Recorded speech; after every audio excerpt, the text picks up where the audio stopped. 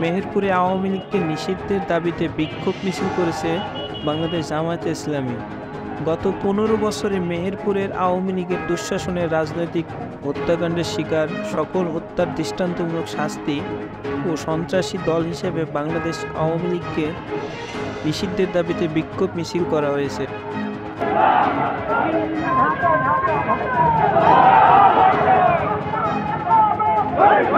রবিবার বিকেলে মেহেরপুর জেলা জামায়াতে ইসলামের উদ্যোগে বিশাল গণমিছিল ও সমাবেশ অনুষ্ঠিত হয়েছে।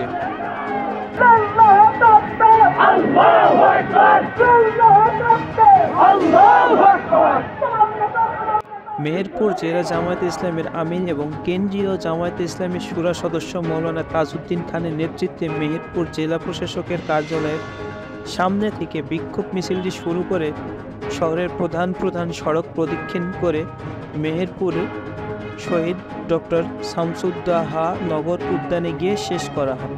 পরে সেখানে সমাবেশ অনুষ্ঠিত হয় জেলা জামায়াতে ইসলামের আমির এবং কেন্দ্রীয় জামায়াতে ইসলামী শুরা সদস্য মাওলানা তাজউদ্দিন খানের সভাপতিত্বে।